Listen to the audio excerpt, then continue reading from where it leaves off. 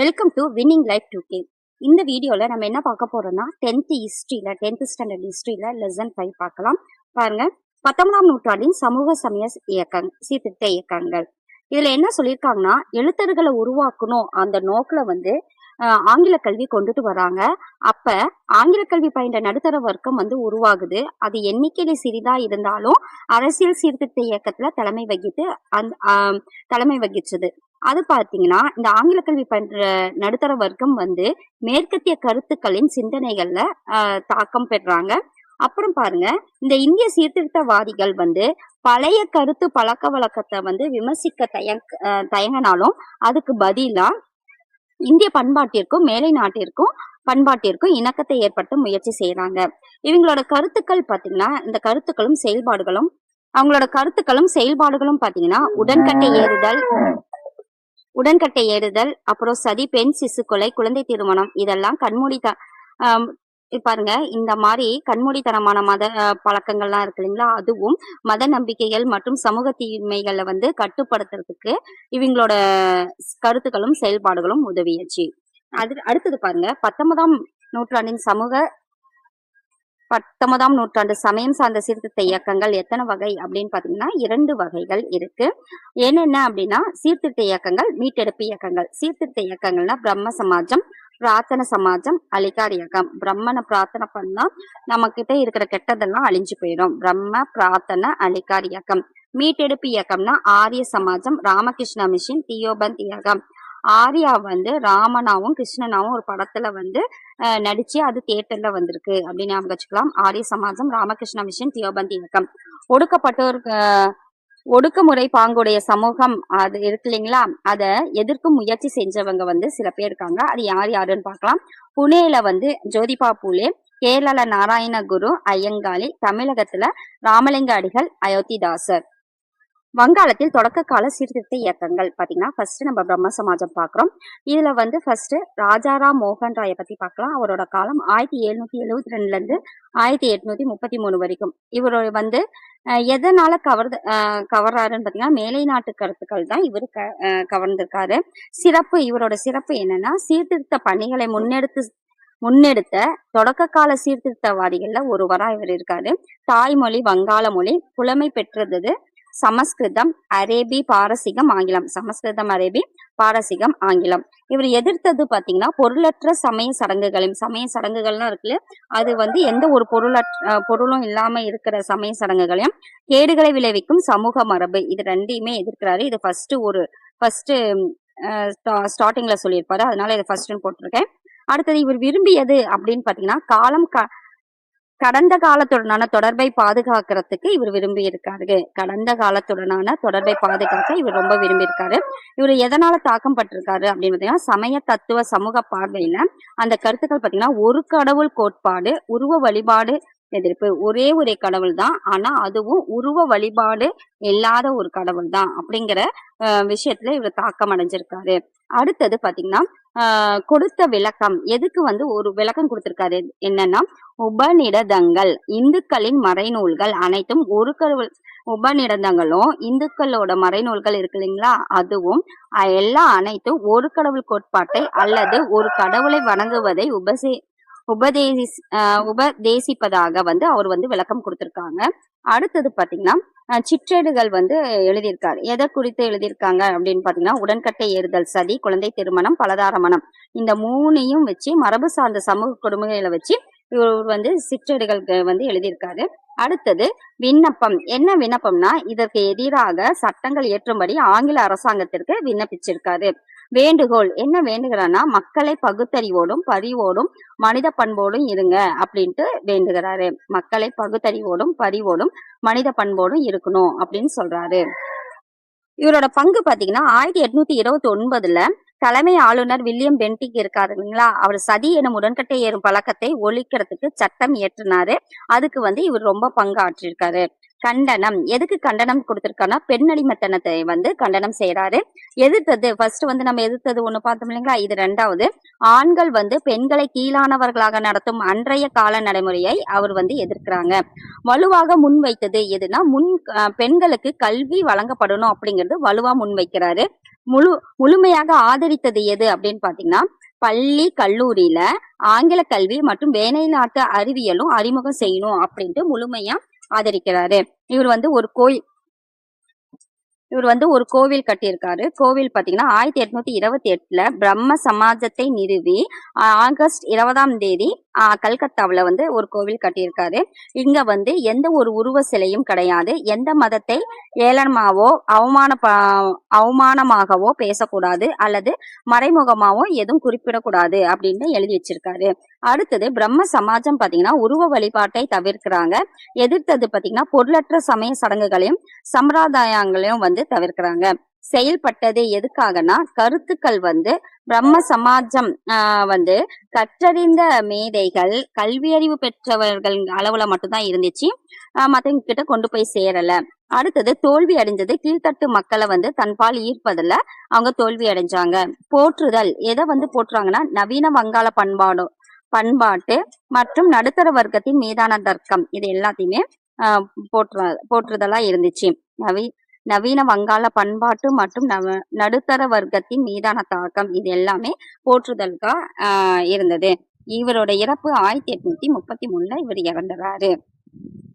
இந்த டாபிக்க அப்படியே மனப்பாடம் பண்ணாம திரும்ப திரும்ப திரும்ப நம்ம கவனிக்கும் போது கண்டிப்பா இது ஞாபகம் இருக்கும். நீங்க அப்படியே வந்து ஃபாலோ பண்ணிக்கோங்க. மகரிஷி தேவேந்திரநாத் தாகூர் மிதவாத சீர்திருத்தவாதி. இவர் பாத்தீங்கன்னா ராஜாராம் மோகன் ராய்க்கு பின்னாடி வந்தவர் மகரிஷி தேவேந்திரநாத் தாகூர். இவரோட மகன் பாத்தீங்கன்னா ரவீந்திரநாத் தாகூர். இவரோட காலம் 1817 1905 வரைக்கும். இவரோட கொள்கைகள் பாத்தீங்கன்னா 4 இருக்கு. தொடக்கத்துல எதுவும் கிடையாது. எல்லாம் வல்ல ஒரு கடவுள் மட்டும்தான் இருக்காரு. அவர் தான் இந்த உலகத்தை படைச்சிருக்காரு அப்படின்னு சொல்றாரு. 2வது கொள்கை அப்படின்னு பாத்தீங்கன்னா அவர் ஒருவரே உண்மையின் எல்லையற்ற ஞானத்தின் நற்பண்பின் சக்தியின் கடவுளா இருக்காரு. அவரே நிலையானவர், எங்கும் நிறைந்திருக்காரு, அவருக்கு இணை யாரும் கிடையாதுன்னு சொல்றாரு. 3வது பாத்தீங்கன்னா நம்முடைய வீடு பேரு இப்பிறவிலும் அடுத்த பிறவிலும் அவரை நம்புவதையும் அவரை வணங்குவதையும் சார்ந்திருக்கு அப்படின்னு சொல்றாங்க. 4வது அவரை நம்புவதுன்னா என்ன அப்படின்னு பாத்தீங்கன்னா அவரை நேசிப்பதிலும் அவர் விருப்பத்தை செயல்படுத்துவதிலும் தான் இருக்குது அப்படின்னு இந்த 4 கொள்கைகளும் மகரிஷி தேவேந்திரநாத் தாகூர் வந்து சொல்லியிருக்காரு. அடுத்தது கேசவ் சந்திர சென். இவரோட சமாஜம் வந்து இந்தியாவின் பிரம்ம சமாஜம் தான் கேசவ் சந்திர சென். பாருங்க, தேவேந்திரநாத் தாகூர் வந்து மிதவாத சீர்திருத்தவாதி.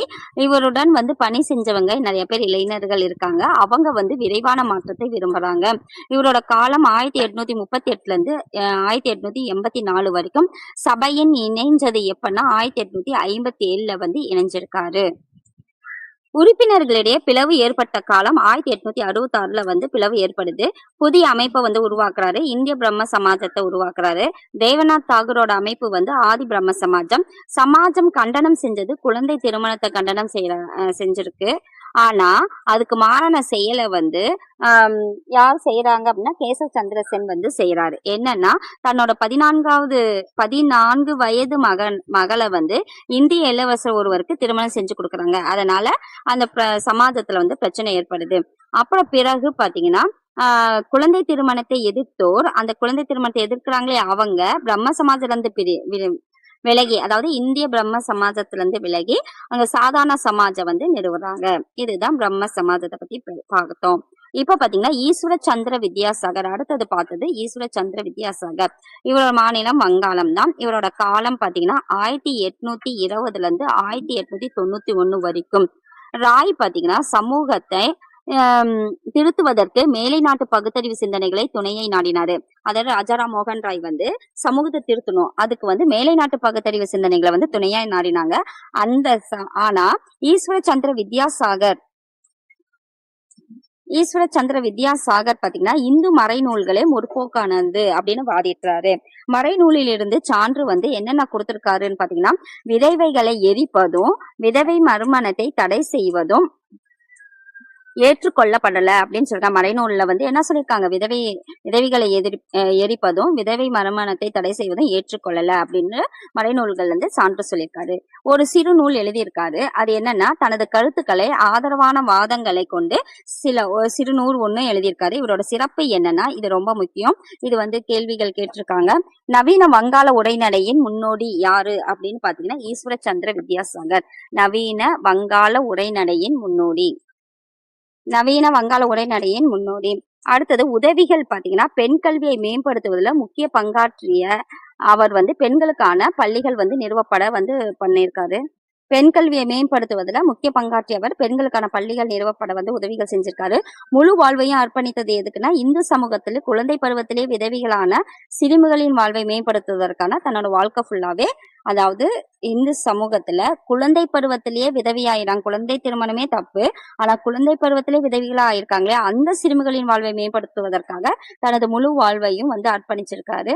அடுத்தது பாத்தீங்கன்னா, சட்டம் வந்து ஏற்றிருக்காங்க.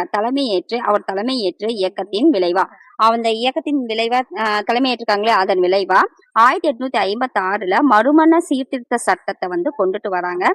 அத விதவைகள் மறுமண சட்டம் இயற்றப்பட்டது. சட்டத்தின் நோக்கம் பாத்தீங்கன்னா, குழந்தை விதவைகளின் நிலையை மேம்படுத்துவதிலும் நிரந்தரமாக விதவியாய் இருக்க வேண்டிய ஆபத்திலிருந்து அவர்களை காப்பாற்றுவது நோக்கமாக கொண்டது. அந்த சட்டம் என்னன்னா, குழந்தை விதவிகளை அவங்களோட நிலையை மேம்படுத்தினாலும் சரி, அவங்க நிரந்தரமா இருக்க வேண்டிய விதவியா இருக்க வேண்டிய விஷயத்துல இருந்து காப்பாற்றுவதும் இத நோக்கமா இந்த சட்டம் இருந்துச்சு. இதை பாத்தீங்கன்னா 1860 ஒரு ஃபர்ஸ்ட் திருமண வயது சட்டம் வந்து ஏற்றுறாங்க. அது வந்து ஈஸ்வர சந்திர வித்யாசாகர் மூலியமா அவர்னாலதான் இயற்றப்படுது. 10 வயது தான் ஃபர்ஸ்ட் 1860 ஃபர்ஸ்ட் திருமண வயது பாத்தீங்கன்னா வயது சட்டம். அது என்ன வயது, 10 வயது இருக்கணும்னு நிர்ணயிக்கிறாங்க. அடுத்தது 1891 12 வயதா நிர்ணயிக்கிறாங்க. 1925 13 வயதா நிர்ணயிக்கிறாங்க. கவலைக்குரிய விஷயம் என்ன அப்படின்னு பாத்தீங்கன்னா, திருமண வயது ஒப்புதல் கமிட்டி சார்பா 1929 காகிதத்துல மட்டுமே இருந்தது. அது நீதிபதிகள், வழக்கறிஞர்கள், ஒரு சில படைத்த மனிதர்கள் மட்டும்தான் அந்த அறிவு இருந்தது, அது தெரிஞ்சிருந்தது. அடுத்தது பிரார்த்தன சமாஜம் பாத்தீங்கன்னா, சீர்திருத்த நடவடிக்கைகளுக்கு ஆதரவா கிடைக்கப்பெற்ற மற்றொரு பகுதி எதுன்னு பாத்தீங்கன்னா பிரார்த்தன சமாஜம் தான். சீர்திருத்த நடவடிக்கைகளுக்கு ஆதரவு கிடைக்கப்பெற்ற மற்றொரு இடம், அந்த இடம் என்னன்னா மகாராஷ்டிரா பகுதி. மேல வந்து வங்காள பகுதி பார்த்தோம் இல்லையா, இங்க வந்து மகாராஷ்டிரா பகுதி. இது பிரம்ம சமாஜத்திற்கு இணையாக அமைக்கப்பட்ட ஒரு அமைப்பு எதுனா பிரார்த்தன சமாஜம் தான். இடம் வந்து எதுனா பம்பாய். இது பிரார்த்தன சமாஜம் வந்து பிரார்த்தனை பண்றா. அப்ப மகாராஷ்டிரா எங்க இருக்கு, மகாராஷ்டிரால தான் பம்பாய் இருக்கு. அப்ப பம்பாயில தான் வந்து ஆரம்பிச்சிருக்காங்க. ஆண்டு பாத்தீங்கன்னா 1867. ஆத்துல குளிச்சுட்டு 7 நாளும் பிரார்த்தனை பண்ணோம். அப்ப பிரார்த்தனை சமாஜம். இதை நிறுவியவர் ஆத்மாராம் பாண்டுரங். ஆத்மாத்தமா பிரார்த்தனை செய்யணும், ஞாபகம் வச்சுக்கலாம். நிறுவியவர் ஆத்மாராம் பாண்டுரங் காலம் 1825 1898 வரைக்கும் இவரோட காலம். 1825 1898 வரைக்கும். உறுப்பினர்கள் அப்படின்னு பாத்தீங்கன்னா 2 பேரு. ஆசி பண்டர்கள், 2வது நீதிபதி மகாதேவ் கோவிந்த ராணிடே. இவரோட காலம் 1842 1901 வரைக்கும். இந்த உறுப்பினர்கள் எதுல அர்ப்பணிச்சிருக்காங்கன்னு பாத்தீங்கன்னா, சாதி மறுப்பு சமபந்தி, சாதி மறுப்பு திருமணம், விதவை மறுமணம், பெண்கள் மற்றும் ஒடுக்கப்பட்ட மக்களின் முன்னேற்றம், இந்த 4க்கும் தன்னோட வாழ்க்கை வந்து அர்ப்பணிச்சிருக்காங்க. சாதி மறுப்பு சமபந்தி, சாதி மறுப்பு திருமணம், விதவை மறுமணம், பெண்கள் மற்றும் ஒடுக்கப்பட்ட மக்களின் முன்னேற்றம். அடுத்து ராணடே நிறுவியது பாத்தீங்கன்னா 3 விஷயத்த செஞ்சிருக்காரு. விதவை மறுமண சங்கம், விதவை மறுமண சட்டம் கிடையாது. விதவை மறுமண சட்டம் வந்து ஈஸ்வர சந்திர வித்யாசாகர். இங்க பாத்தீங்கன்னா சங்கம். 1861 பூனே சர்வஜனிக் சபா. 1870 தக்கான கல்வி கழகம். 1884 இந்த 3ஐயும் ராணடே வந்து நிறுவியிருக்காரு. இப்ப விதவை வந்து பார்டர் கட்டி தான் உள்ளார இருக்கணும். அப்ப அது வட்டமா, அதாவது எந்த ஒரு ஃப்ரீயாவும் இல்லாம ஜாயிண்ட் ஆகி மாதிரியே தான் உள்ள உட்காந்துட்டு இருக்காங்க. அப்புறம் ஆத்துக்கு வேணா போய் குளிச்சுட்டு வரலாம் அப்படிங்கிற மாதிரி ஞாபகம் வச்சுக்கலாம். பூனே சர்வஜனிக் சபா. இந்த சபால 70 வயசு இருக்கிறவங்க தான் சேர்ந்துக்கணும். பழைய இது தக்கான பாருங்க, இப்படி நான் பாருங்க இப்படி சுட்டு இருக்கா. அப்ப 8 8 இப்ப 1 2 3 4 அப்ப 4 இது அப்ப 4 அப்படின்னு ஞாபகம் வச்சுக்கோங்க. அடுத்தது பாத்தீங்கன்னா இந்து புத்தெழுச்சி இயக்கம் எதுன்னு பாத்தீங்கன்னா ஆரிய சமாஜம். இதை நிறுவியவர் வந்து மேலை கங்கை சமவெளியில் அலைந்து திரிந்து கொண்டிருந்த சுவாமி தயானந்த சரஸ்வதி. மேலே கங்கை சமவெளி இருக்கு இல்லைங்களா, அங்க அலைந்து திரிந்து கொண்டிருந்த சுவாமி தயானந்த சரஸ்வதி தான் ஆரிய சமாஜத்தை நிறுவியிருக்காரு. இடம் வந்து பஞ்சாப், மேல தானே பஞ்சாப் இருக்கு. இடம் பாத்தீங்கன்னா பஞ்சாப். ஆண்டு வந்து 1875, முக்காவாசி ஆறி போச்சு அப்படின்னு நம்ம வச்சுக்கலாம். அடுத்து தயானந்த சரஸ்வதியோட காலம் 1824 இருந்து 1883 வரைக்கும். முக்காவாசி அப்படிங்கும் போது அதுக்கப்புறம் வந்து 83 தான் நியர். அப்ப 1824 இருந்து 83 வரைக்கும் இவரோட காலம். தயானந்த கருத்துக்களை போதிக்க தங்கிய இடம் வந்து பஞ்சாப்ல தான் தங்கியிருக்காரு. அடுத்தது பாத்தீங்கன்னா இவரோட நூல் வந்து சத்யார்த்த பிரகாஷ் பெரும்பாலோரால் வந்து படிக்கப்பட்டுச்சு. எதுன்னா சத்யார்த்த பிரகாஷ் அப்படிங்கிற நூல் தான். இது அறிவித்தது என்னன்னா வந்து இந்த நூல் அறிவிச்சிருக்கு அப்படின்னு பாத்தீங்கன்னா, குழந்தை திருமணம், விதவை மறுமணத்திற்கு மறுப்பு போன்ற பழக்கங்களும், அயல் நாடு சென்றால் தீட்டு என்று சொல்லப்படுவதும் மறைநோய். 3 விஷயம்: குழந்தை திருமணம், விதவை மறுமணம், அப்புறம் வந்து அதாவது விதவை மறுமணத்திற்கு மறுப்பு செய்யறாங்க இல்லையா, அந்த பழக்கமும், அயல்நாட்டுக்கு போயிட்டு வந்தா தீட்டுன்னு சொல்றதும் இந்த சத்யார்த்த பிரகாஷ் அப்படிங்கிற நூலுல வந்து சொல்லியிருக்காங்க. முன்வைத்த நேர்மையான கொள்கைகள் அப்படின்னு பாத்தீங்கன்னா, கட்டுப்பாடான ஒரு கடவுள் வழிபாடு தான் இருக்கணும், உருவ வழிபாட்டை நிராகரித்தல், பிராமணர் மேலாதிக்கம் செலுத்தும் சடங்குகளை வந்து விடுறது, அடுத்தது சமூக நடைமுறைகள் ஆகியவற்றை மறுக்கணும். இந்த 4ம் முன்வைத்த நேர்மறையான கொள்கைகள். ஒரே கடவுள் வழிபாடு, உருவ வழிபாட்டை எதிர்க்கணும், பிராமண மேலாதிக்கம் வந்து இருக்கக்கூடாது, சமூக நடைமுறைகள் ஆகியவற்றை மறுக்கணும் அப்படின்ட்டு சொல்றாங்க. ஆரிய சமாஜம் மறுத்தது எதுனா இந்து மதத்திலிருந்த மூட நம்பிக்கைகளை வந்து மறுக்கிறாங்க. முழக்கம் பாத்தீங்கன்னா வேதங்களுக்கு திரும்புவோம். முழக்கம் வந்து ஆரிய சமாஜத்தோட முழக்கம் வந்து வேதங்களுக்கு திரும்புவோம். அடுத்தது முயற்சி மேற்கொண்டது எதுன்னா பிரிட்டிஷ் இந்தியாவுல நடைபெற்று கொண்டிருந்த மதமாற்ற நடவடிக்கைகள் நிறுத்துவதற்கான முயற்சி. அதாவது பிரிட்டிஷ் இந்தியாவுல முக்கிய குறிக்கோள் அப்படின்னு பாத்தீங்கன்னா எதிர்மத மாற்றம். ஏற்கனவே இஸ்லாமுக்கும் இந்திய மதத்திற்கும் கிறிஸ்துவ மதத்திற்கும் மாறிய இந்துக்களை மீண்டும் இந்துக்களாக மாற்ற சுத்தி இயக்கம் அப்படின்னா சுத்திகரிப்பு சடங்கு அப்படி வந்து அதுதான் அவங்களோட முக்கிய குறிக்கோளா இருந்தது. சாதனைகள் பாத்தீங்கன்னா சமூக சீர்திருத்த களத்திலும் கல்வியை பரப்பும் பணிகள்ல முக்கிய சாதனை வகிச்சிருக்காங்க. சமூக சீர்திருத்தத்திலையும் கல்வியை பரப்புறதுலயும் முக்கிய சாதனை வகிச்சிருக்காங்க. உருவாக்கியது பல தயானந்த ஆங்கிலோ வேத பள்ளிகளையும் கல்லூரிகளையும் உருவாக்கியாங்க. அடுத்தது ராமகிருஷ்ண மிஷன். ராமகிருஷ்ண மிஷன் பாத்தீங்கன்னா ராமகிருஷ்ண பரமஹம்சரை பத்தி ஃபர்ஸ்ட் பார்க்கலாம். இவரோட ஊர் வந்து கல்கத்தா அருகே உள்ள தட்சிணேஸ்வரம் ஊரை சார்ந்த ஒரு எளிய அர்ச்சகர். இவரோட காலம் 1836 இருந்து 1886 வரைக்கும்.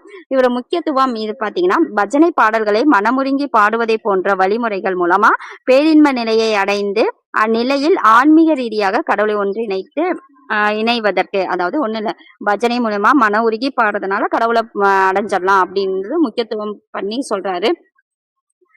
தீவிர பக்தர் என்ன புனித தாயான கடவுள் காளியோட தீவிர பக்தரா இருந்திருக்காரு. இவர் அறிவித்தது கடவுளின் திருவிளையாடல்கள் முடிவற்றவை அப்படின்ட்டு அறிவிக்கிறாரு. கருத்தின்படின்னு பாத்தீங்கன்னா அனைத்து மதங்களும் உலகளாவிய எல்லோருக்குமான மூலக்கூறுகளை கொண்டுள்ளன. அவற்றை பின்பற்றினால் அவை வீடு பெற்று கிடைச்சலாம். எல்லா மதங்களும் உலகளாவிய எல்லாருக்குமான மூலக்கூறு வந்து இருக்கு, அதை பின்பற்றினா வீடு பெற்றுக்கு இட்டு செல்லும்னு அவரோட கருத்து சொல்றாரு. அடுத்தது பாத்தீங்கன்னா அவர் கூறியது ஜீவன் என்பதே சிவன், வாழ்கின்ற அனைத்து உயிர்களும் இறைவனே, மனிதர்களுக்கு செயல்படும் சேவையே கடவுளுக்கு செய்யப்படும் சேவைன்னு சொல்றாங்க. ஜீவன் என்பதே சிவன், வாழ்கின்ற அனைத்தும் உயிர்களும் இறைவனே, அதே மாதிரி மனிதர்களுக்கு செய்யறது தான் இறைவனுக்கு செய்யறதுன்னு சொல்றாங்க. சாதனை, இவங்க செஞ்ச சாதனை பாத்தீங்கன்னா பிரம்ம சமாஜம் போன்ற சீர்திருத்த அமைப்புகள் முன்வைத்து பகுத்தறிவு கருத்துக்களின்பால் அதாவது பிரம்ம சமாஜத்துல கருத்துக்கள் இருக்கு இல்லையா, அது அதிருப்தி, அதாவது அவங்களுக்கு திருப்தி இல்லாம இருக்கும் இல்லையா, அப்படி இருந்த கல்வி அறிவு பெற்ற இளைஞர்களை தன்பால் ஈர்த்ததுதான் இதோட சாதனை. இவரோட இறப்பு வந்து 1886 இறந்துறாரு. நிறுவியவர் வந்து ராமகிருஷ்ண மிஷனை நிறுவியவர் விவேகானந்தர்.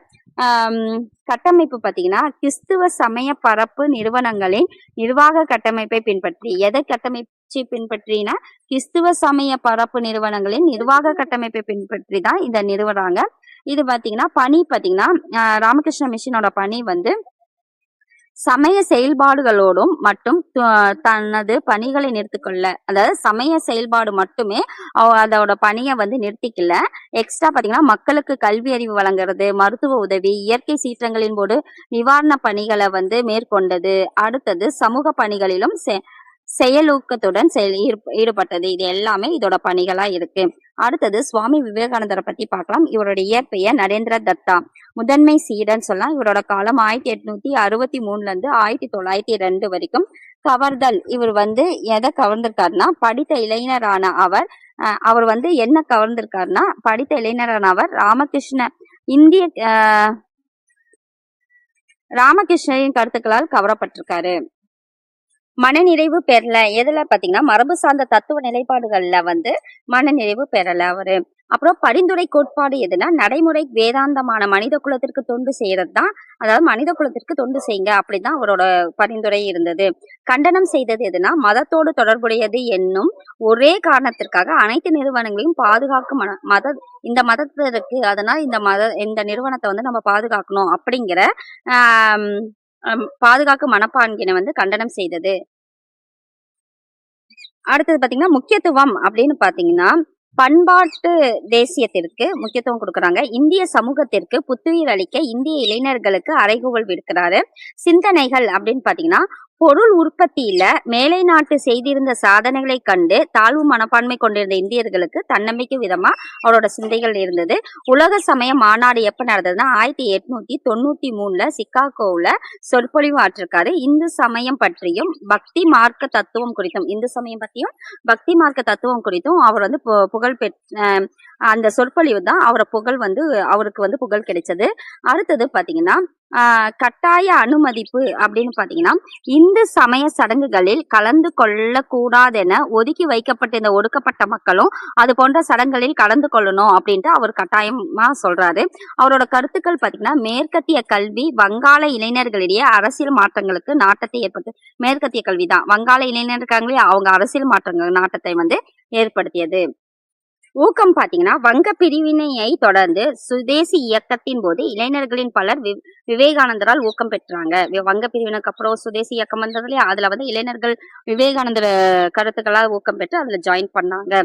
அடுத்தது டாபிக் பாத்தீங்கன்னா பிரம்ம ஞான சபை பார்க்கலாம். நிறுவியவர்கள் வந்து மேடம் ஹெச்பி பிளவாஸ்கி, அடுத்தது கர்னல் ஹெச்எஸ் ஆல்காட். பிளவாட்ஸ்கி அப்படி பாத்தீங்கன்னா 1831 இருந்து 1891 வரைக்கும். கர்னல் ஹெச்எஸ் ஆல்காட் வந்து 1832 இருந்து 1907 வரைக்குமே இவரோட காலகட்டம். அடுத்தது ஆண்டு பாத்தீங்கன்னா இது பிரம்ம ஞான சபை 1875 வந்து உருவாக்குறாங்க. இடம் வந்து அமெரிக்காவில. அப்புறம் இந்தியாவில் பாத்தீங்கன்னா 1886 தான் உருவாக்குறாங்க. இடம் வந்து சென்னை அடையாறுல. உற்சாகமூட்டியது எதுனா இந்து செவ்வியல் நூல்களை குறிப்பாக உபநிடதங்கள் பகவத்கீதை ஆகியவற்றால் படிப்பதற்கு உற்சாகமூட்டியது. இந்து செவ்வியல் நூல்களான உபநிடதங்களையும் படிங்க, பகவத்கீதையும் படிங்கன்ட்டு உற்சாகமூட்டியது. முக்கிய பங்கு பாத்தீங்கன்னா இந்தியாவில் பௌத்தம் வந்து புத்துயிர் பெறுவதில் முக்கிய பங்கு வகிச்சிருக்காங்க. படித்த இந்தியர்களிடையே தங்கள் பாரம்பரியம் பண்பாடு குறித்து அளப்பரிய பெருமிதத்தை ஏற்படுத்தியது எதுன்னு பாத்தீங்கன்னா இந்து மறைநூல்களின் மீது மேலை நாட்டவர் காட்டிய ஆர்வம் வந்து படித்த இளைஞர்களிடையே தங்கள் பாரம்பரியம் பண்பாடு குறித்து அளப்பரிய பெருமிதத்தை ஏற்படுத்திச்சு. அடுத்தது அன்னி பெசன்ட் பங்களிப்பு பார்க்கலாம். அவரோட காலம் 1847 இருந்து 1933 வரைக்கும். தலைவர் வந்து ஆல்காட் மறைவுக்கு பின்னாடி அன்னி பெசன்ட் வராது. கோரிக்கை வந்து இந்திய தேசிய அரசியல்ல முக்கியத்துவம் பெற்ற அவர் தன்னாட்சி இயக்கம் சங்கத்தை அமைத்து அயர்லாந்திற்கு வழங்கப்பட்டது போல இந்தியாவுக்கு தன்னாட்சி வழங்கப்படணும் அப்படின்ட்டு கோரிக்கை வச்சிருக்காங்க. பிரம்ம ஞான சபை கருத்து செய்தித்தாள்கள் அவரோட பிரம்ம ஞான சபையிலோட இருக்கிற கருத்துக்கள்லாம் அவரோட செய்தித்தாள்கள்ல வெளியிட்டிருக்காங்க. அவரோட செய்தித்தாள் பாத்தீங்கன்னா நியூ இந்தியா காமன்வெல்த். அடுத்தது பாத்தீங்கன்னா சாதி எதிர்ப்பு இயக்கங்கள் பார்க்கலாம். அதுல ஜோதிபா பூலே, நாராயணகுரு, ஐயங்காளி அப்படின்னு 3 பேர் இருக்காங்க. ஃபர்ஸ்ட் ஜோதிபா பூலே பார்க்கலாம். இவர் முழு பெயர் ஜோதிபா கோவிந்தராவ் பூலே. ஜோதிபா கோவிந்தராவ் பூலே. பிறந்த ஆண்டு 1827 அவர் பிறக்கிறாங்க. பிறந்த இடம் வந்து மகாராஷ்டிரா. ஒடுக்கப்பட்டோருக்கான முதல் பள்ளி வந்து 1852 புனேல கட்டுறாங்க. பிராமணர் அல்லாதோர் மக்களும் சுயமரியாதையோடையும் குறிக்கோளோடும் வாழ தூண்டுபவதாய் அமைந்த அமைப்பு எதுனா சத்திய சோதக் சமாஜ். உண்மையை நாடுவோர் சங்கம். Truth seekers society. இது வந்து ஜோதிபா பூலே தான் வந்து பண்றாங்க. எதிர்த்ததுன்னா குழந்தை திருமணத்தை எதிர்க்காங்க, ஆதரித்தது விதவை மறுமணத்தை ஆதரிக்காங்க. மனைவி வந்து சாவித்ரிபாய் பூலே. அர்ப்பணித்தது வந்து இருவரும் ஒடுக்கப்பட்ட மக்கள் இருக்காங்க இல்லையா, அவங்களோட பெண்கள் முன்னேற்றத்திற்காக தங்க வாழ்க்கையை அர்ப்பணிச்சிருக்காங்க. உருவாக்கியது வந்து பெற்றோர் இல்லா குழந்தைகளுக்கென்று விடுதிகளையும் விதவைகளுக்கென காப்பங்களையும், பெற்றோர் இல்லா குழந்தைகளுக்குன்னு விடுதிகளையும் விதவைகளுக்கு காப்பங்களையும் வந்து உருவாக்கியிருக்காங்க. நூல் வந்து குலாம்கிரி அடிமைத்தனம் தீவிர கருத்துக்களை சுருக்கி கூறுது. அதாவது இவரோட கருத்துக்களை சுருக்கி கூறுதா இருக்கு குலாம்கிரி அடிமைத்தனம். அடுத்தது நாராயணகுரு.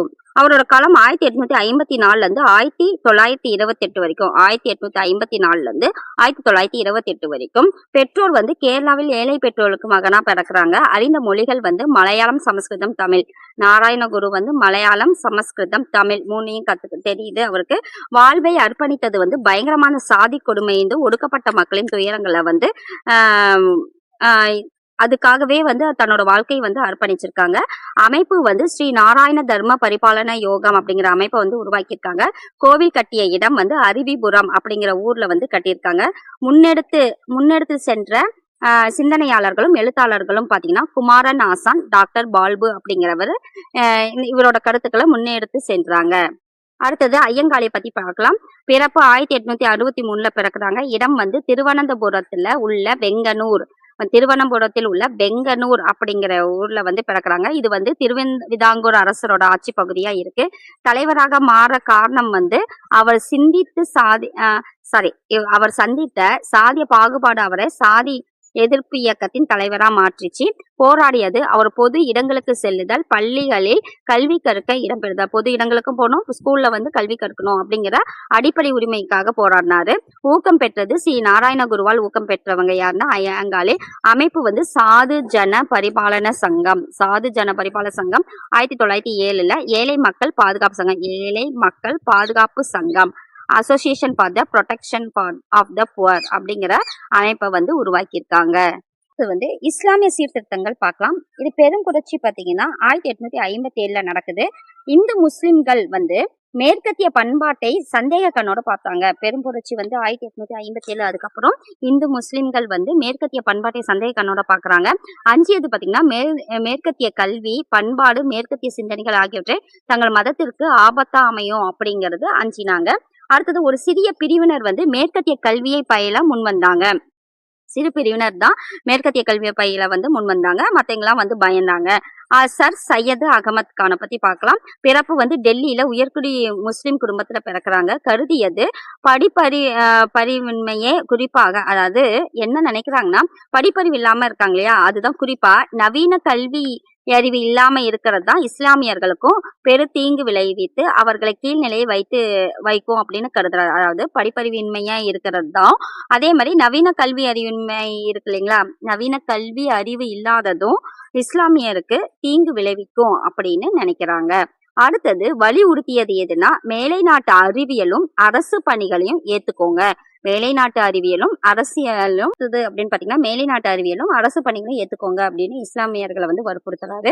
நிறுவியது வந்து அறிவியல் கழகம் ஒன்றை நிறுவுறாரு. அடுத்தது மொழியாக்கம் வந்து ஆங்கில நூல்களை, குறிப்பா அறிவியல் நூல்களை வந்து உருது மொழியில வந்து மொழியாக்கம் செய்யறாரு. நம்பியது பாத்தீங்கன்னா மேலெழுந்து வரும் தேசிய இயக்கத்தின் இணைவதை காட்டிலும் ஆங்கில அரசுடன் நல்லுணர்வு, அதாவது தேசிய இயக்கம் இருக்கு இல்லைங்களா, இந்திய தேசிய காங்கிரஸ், அப்ப மேலெழுந்து வரும் இந்திய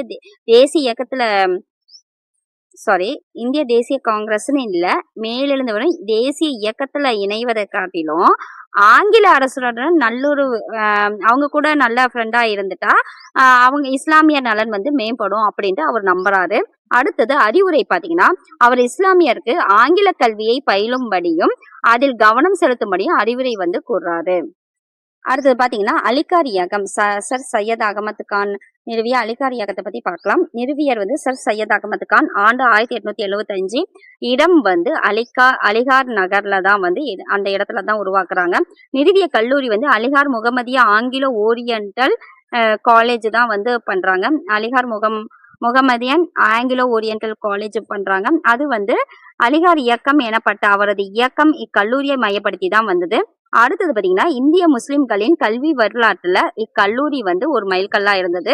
பல்கலைக்கழகமா மாறியது எப்படின்னா 1920 இக்கல்லூரி தரம் உயர்த்தப்பட்டு பல்கலைக்கழகமா மாறினுச்சு. அடுத்தது தியோபந்த் இயக்கம் பத்தி பார்க்கலாம். இது ஒரு மீட்பு இயக்கம். தொடங்கியவர்கள் வந்து பழமைவாத முஸ்லிம் உலோகமாக்களால் தொடங்கப்பட்டது. இவரோட தலைமை பாத்தீங்கன்னா உலோகமாக்கல் வந்து முகமது குவாசிம் நானோதவி, ரஷீத் அகமது கங்கோத்ரி. முகமது குவாசிம் நானோதவி 1832 இருந்து 1880 வரைக்கும், ரஷீத் அகமது கங்கோத்ரி வந்து 1826 இருந்து 1905 வரைக்குமே இவரோட காலகட்டம். அடுத்தது பாத்தீங்கன்னா இவரோட பள்ளி வந்து உத்தரப்பிரதேசல சகரன்பூர்ல 1866 வந்து உருவாக்குறாங்க. பாடத்திட்டம் வந்து ஆங்கில கல்வியையும் மேலை நாட்டு பண்பாட்டையும் புறக்கணிச்சிருக்காங்க. அந்த பாடத்திட்டத்துல கற்றல் என்ன படிச்சாங்கன்னா பள்ளியில வந்து உண்மையான இஸ்லாம் மதம் கற்றுத்தரப்பட்டுச்சு. நோக்கம் வந்து இஸ்லாமிய சமூகத்தின் ஒழுக்கத்தையும் மதத்தையும் மீட்டெடுப்பதா இருந்தது. புதிய தலைவர் பாத்தீங்கன்னா மௌலானா முகமது உல் உசேன் வந்து மௌலானா முகமது உல் அசேன் அப்படிங்கிறவர் வந்து புதிய தலைவரா வராருங்க. தலைமையின் சபை வந்து ஜமைத் உல் உலோமா இறை இலாளலின் அவை அப்படின்ட்டு ஒரு சபை வந்து உருவாக்குறாங்க. ஜமைத் உல் உலோமா. அடுத்தது கருத்துக்கள் பாத்தீங்கன்னா இந்திய ஒற்றுமை என்னும் ஒட்டுமொத்த சூழலில் முஸ்லிம்களின் அரசியல் சமூக உரிமைகளின் பாதுகாப்பு என்பது குறித்து உறுதியான வடிவத்தை வந்து முன்வைக்கிறாங்க. அடுத்தது பாத்தீங்கன்னா நம்ம பாசி சீர்திருத்த இயக்கம் பத்தி பார்க்கலாம். தொடங்கியது வந்து 19ஆம் நூற்றாண்டுல இடைப்பகுதியில வந்து பம்பாயில வந்து தொடங்கினாங்க. பம்பாய் அமைப்பு வந்து ரக்னுமாய் மஜ் தயான்சனன் சபா அமைப்பு வந்து அதுதான் பாசிகளின் சீர்திருத்த சங்கமா இருக்கு.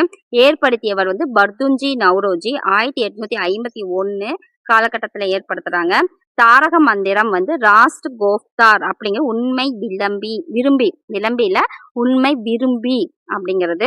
பிரேம்ஜி மல்பாரி அப்படிங்கிற இன்னொருத்தர் இருக்காரு. அவரு வந்து குழந்தை திருமண பழக்கத்திற்கு பிரேம்ஜி மல்பாரிங்கிறது வந்து குழந்தை திருமண பழக்கத்திற்கு எதிரான சட்டம் இயற்றப்பட வேணும்ட்டு பிரேம்ஜி மல்பாரி வந்து சொல்றாரு. சிறந்த தலைவர்கள் பாத்தீங்கன்னா ஃபெரோசா மேத்தா, தீன்சா வாச்சா அப்படி 2 பேரும் தொடக்க கால காங்கிரஸ்ல முக்கிய பங்கு வகித்த பாசி சீர்திருத்த இயக்கத்துல இருக்கிறவங்க.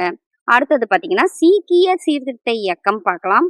அடுத்தது சீக்கியர்களின் சீர்திருத்த இயக்கம் பத்தி பார்க்கலாம். இடம் வந்து பஞ்சாப். இதுல வந்து 2 இயக்கம் இருக்கும். ஃபர்ஸ்ட் நிரங்கரி இயக்கம் பார்க்கலாம்.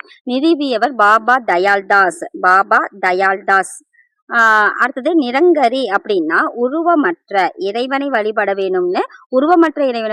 வேணும்னு வலியுறுத்துறாங்க. போதனைகள் பாத்தீங்கன்னா சிலை வழிபாட்டோடு தொடர்புடைய சடங்குகள் ஆகியவற்றை மறுத்தல். அடுத்தது குருநானக்கின் தலைமையும் ஆதி கிரந்தத்தையும் மதிக்கிறாங்க.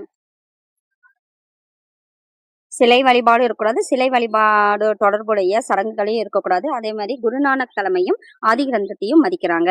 அடுத்தது பாத்தீங்கன்னா வலியுறுத்தல். என்னத்தை வலியுறுத்துறாங்க? மது அருந்துவதையும் மாமிசம் உண்பதையும் கைவிடும்படி வலியுறுத்துறாங்க. அடுத்தது நாம்தாரி இயக்கம். இதே சீக்கியர்கள் சீர்திருத்த இயக்கத்துல ஃபர்ஸ்ட் நிரங்கரை பார்த்தோம். அடுத்தது நாம்தாரி இயக்கம். இதுல வந்து நிறுவியவர் வந்து பாபா ராம்தாஸ். நிறுவியவர் வந்து ராம் அப்படின்னு நம்ம வச்சுக்கலாம். அடுத்தது வற்புறுத்தியது என்ன? சீக்கியர்களின் அடையாளங்களை கிர்பான் சொல்லுவாங்க. அந்த வாளை தவிர அணிய வாளுக்கு பதிலா தன் சீடர்களின் லத்தியை பயன்படுத்துவதை ராம்சிங் வந்து கூறாரு. கிர்பான்னா வாளை தவிர. அடுத்தது ஆணும் பெண்ணும் சமம்னு சொல்றாங்க. விதவை மறுமணத்தை ஆதரிக்கிறாங்க. வரதட்சணை முறைமையும் பாருங்க, ஆணும் பெண்ணும் சமம், விதவை மறுமணத்தை ஆதரிக்கிறாங்க. வரதட்சணை முறைமையும் குழந்தை திருமணத்தையும் தடை செய்யறாங்க. அப்ப குழந்தை திருமணத்தை தடை செய்யறாங்க, விதவை மறுமணத்தை ஆதரிக்கிறாங்க, வரதட்சணை. இது எக்ஸ்ட்ரா பாத்தீங்கன்னா ஆணும் பெண்ணும் சமம், வரதட்சணை முறை இதெல்லாமே பண்றாங்க. அடுத்தது சிங் சபா அப்படின்னு ஒண்ணு இருக்கு. அது பாத்தீங்கன்னா ஆரிய சமாஜம், கிறிஸ்துவ சமயப்பரப்பு நிறுவனங்கள் ஆகியவற்றின் செல்வாக்கு வளர்ந்து கொண்டிருந்த அந்த சமயத்துல சிங் சபா வந்து அமிர்தசரஸ்ல நிறுவப்படுறாங்க. ஆரிய சமாஜம், கிறிஸ்துவ சமயப்பரப்பு இது எல்லாமே டெவலப் ஆயிட்டு இருக்க சமயத்துல அமிர்தசரஸ்ல சிங் சபா வந்து நிறுவறாங்க. அடுத்தது பாருங்க, முக்கிய குறிக்கோள் வந்து சீக்கிய மதத்தின் புனிதத்தை மீட்டெடுப்பதுதான் இந்த சிங் சபாவோட வேலை. அடுத்தது பாருங்க, அடுத்தது பாருங்க, சீக்கியர்களின் கல்லூரி வந்து ஆங்கிலேயர்களின் ஆதரவுடன் அமிர்தசரஸில் சீக்கியர்களுக்கான கால்சா கல்லூரி உருவாக்கப்பட்டது. சீக்கியர்களின் கல்லூரி ஒண்ணு உருவாக்கப்பட்டது. என்னன்னா கால்சா கல்லூரி. யாரோட ஹெல்ப்போட? ஆங்கில அரசுடன் ஆதரவோட. அகாலி இயக்கத்தின் முன்னோடி தான் சிங் சபா. அகாலி இயக்கத்தின் முன்னோடி சிங் சபா. அடுத்தது தமிழ்நாட்டின் சமூக சீர்திருத்தவாதிகள் பத்தி பார்க்கலாம். ஃபர்ஸ்ட் ராமலிங்க அடிகளை பத்தி பார்க்கலாம். அவருடைய இது பேர் வந்து வள்ளலார்னு சொல்லக்கூடிய அவர் யாருன்னா ராமலிங்க அடிகள். இவரோட காலம் 1823 இருந்து 1874 வரைக்கும். பிறப்பு வந்து சிதம்பரத்துக்கு அருகில இருக்கிற மருதூர் அப்படிங்கிற கிராமத்துல வந்து பிறக்கிறாங்க. குடிபெயர்ப்பு வந்து தந்தையார் மறைவுக்கு பின்னாடி குடும்பம் முழுவதும் சென்னையில இருந்த சகோதரர் இல்லத்திற்கு போகுது. அடுத்தது பாத்தீங்கன்னா முறையான கல்வியே பெறாவிட்டாலும் அளப்பரிய புலமை, அதாவது நிறைய புலமை பெற்றிருந்தாரு. அடுத்தது வந்து இவர் கூறியது வந்து உயிர்களிடையே நம்பிக்கை, இரக்கம் என்னும் பிணைப்புகள் வந்து இருக்கணும் அப்படின்னு சொல்றாங்க. கருத்து பாத்தீங்கன்னா உயிர்களிடத்தில் இவரோட கருத்து வந்து துயரப்படும் உயிரினங்களை பார்த்து இரக்கம் கொள்ளாதவர்கள் கல் நெஞ்சக்காரர்கள், அவர்கள் ஞான மேகங்களால் மூடப்பட்டிருக்குன்னு சொல்றாரு. அடுத்தது தன் அன்பையும் இரக்கத்தையும் செடி கொடிகள் உட்பட அனைத்து உயிர்களிடம் காட்டினார். அதுக்கு பேர் தான் ஜீவகாருண்யம்னு சொல்றாங்க. 1865 சமரச வேத சன்மார்க்க சங்கம், அப்புறம் சமரச சுத்த சன்மார்க்க சத்திய சங்கம், அதாவது சமரச வேத சன்மார்க்க சங்கத்தை சமரச சுத்த சன்மார்க்க சத்திய சங்கம் அப்படிங்கிற மாற்றம் பெற்றது. 1866 தென்னிந்தியாவில் ஏற்படக்கூடிய பஞ்சம் ஏற்பட்டுச்சு. அதன் விளைவா 1867 சாதி எல்லைகளை தாண்டி அனைத்து மக்களுக்குமான இலவச உணவகம் வந்து வடலூர்ல வந்து ஏற்படுத்தினாரு. இயற்றிய பாடல்கள் வந்து திருவருப்பா அப்படிங்கிற இதுல தொகுக்கப்பட்டுச்சு. பசிக்கும் வறுமைக்கும் சாட்சி. பாருங்க, இவர் ஒரு பசியினால் இளைத்து போன மிகவும் சோறுற்ற ஏழை மக்கள் ஒவ்வொரு வீட்டிற்கும் செல்வதை நான் பார்த்தேன். இருந்தும் அவர்களின் பசி போக்கப்படவில்லை.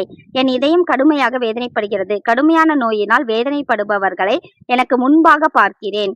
என் இதயம் நடுங்குகிறது. ஏழைகளாகவும் இணையில்லா நன்மதிப்பையும் களைப்படைந்த இதயத்தையும் கொண்டுள்ள அம்மக்களை நான் பார்க்கிறேன். நான் பலவீனம் அடைகிறேன்னு சொல்லியிருக்காரு. அடுத்த தமிழ்நாட்டை சேர்ந்த சீர்திருத்தவாதின்னு பாத்தீங்கன்னா அயோத்திதாசர். அவரோட காலம் 1845 இருந்து 1914 வரைக்கும். சிறப்பு வந்து தீவிர தமிழ் அறிஞர், சித்த மருத்துவர், பத்திரிகையாளர், சமூக அரசியல் செயல்பாட்டாளர். தீவிர தமிழ் அறிஞர், சித்த மருத்துவர், பத்திரிகையாளர், சமூக அரசியல் செயல்பாட்டாளர். பிறப்பு வந்து சென்னை. இவரோட பிறப்பு சென்னை. புலமை வந்து தமிழ், சமஸ்கிருதம், ஆங்கிலம், பாலி. தமிழ், ஆங்கிலம், சமஸ்கிருதம், பாலியில் இருக்கு. பாடுபட்டது வந்து எதற்காக பாடுபட்டிருக்காருன்னா சமூக நீதி. பாருங்க, சமூக நீதிக்காக இயக்கம் நடத்திய அவர் சாதியத்தின் கொடிய பிடியிலிருந்து ஒடுக்கப்பட்டோர் விடுதலை பெற பாடுபட்டிருக்காரு. கண்டன குரல் பாத்தீங்கன்னா சாதிகளற்ற அடையாளத்தை நிறுவ முயன்ற அவர் சாதி மேலாதிக்கத்திற்கும் தீண்டாமைக்கும் எதிராக கண்டனம் சொல்றாரு. அடுத்தது கல்வியை வலிமை பெறுவதற்கான கருவியாக கருதி அவர் தமிழகத்துல ஒடுக்கப்பட்டோருக்கான பல பள்ளிகளை வந்து உருவாக்குவதுல உந்து சக்தியா இருந்தாரு. அதாவது கல்விதான் வந்து அந்த ஒடுக்கப்பட்டவர்களை வந்து மேல்நிலை கொண்டுட்டு வரும் அப்படின்ட்டு அதுக்காக ஒரு பள்ளியை நிறுவுறாரு. அமைப்பு பாத்தீங்கன்னா ஒடுக்கப்பட்டோரின் கோவில் நுழைவுக்கு ஆதரவாக குரல் எழுப்புவதற்காக பண்டிதர் அயோத்திதாசர் வந்து ஒரு அமைப்பு உருவாக்கியிருக்காரு. என்னன்னா அத்வைதானந்த சபா அப்படிங்கிற அமைப்பை வந்து உருவாக்கியிருக்காரு. ஒரு அமைப்பு பாத்தீங்கன்னா 1882 அயோத்திதாசரும் ஜான் ரத்தினம் என்பவரும் திராவிட கழகம் அப்படிங்கிறத உருவாக்குறாங்க. அடுத்தது இதழ் வந்து 1885 திராவிட பாண்டியன்கிறத உருவாக்குறாங்க. அமைப்பு வந்து 1891 திராவிட மகாஜன சபா வந்து அமைப்பு வந்து உருவாக்குறாங்க. இதுல ஃபர்ஸ்ட் மாநாடு நீலகிரியில நடக்குது. பிரம்மஞான சபையை நிறுவியவர்களின் ஒருவரான கர்னல் HS ஆல்காட் தாக்கத்தின் விளைவா இவர் வந்து 1898 இலங்கை சென்ற அவர் பௌத்தத்தை வந்து தழுவுறாரு. பௌத்த மதத்தின் வழியே பகுத்தறிவின் அடிப்படையிலான சமயத்துவத்தை வந்து கட்டமைப்பதற்காக சாக்கிய பௌத்த சங்கம், பௌத்தத்தின் வழியே பகுத்தறிவின் அடிப்படையிலான சமய தத்துவத்தை வந்து கட்டமைக்கிறதுக்காக ஒரு சங்கத்தை உருவாக்குறாரு, சாக்கிய பௌத்த சங்கம். வாராந்திர பத்திரிகை ஒண்ணு விடுறாரு. 1907 ஒரு பைசா தமிழன்கிறத உருவாக்குறாரு. 1914 வரைக்கும் அவர் காலம் முடிகிற வரைக்குமே தொடர்ந்து வெளியிட்டு இருக்காரு. இதுதான் 19ஆம் நூற்றாண்டின் சமூக சமய சீர்திருத்த இயக்கங்கள். இதோட 10th ஹிஸ்டரியில வந்து லெசன் 5 முடியுது. ஓகேங்களா? கண்டிப்பா உங்களுக்கு பயனுள்ளதா இருக்கும்னு நினைக்கிறேன். கண்டிப்பா ஃபாலோ பண்ணிக்கோங்க. நன்றி.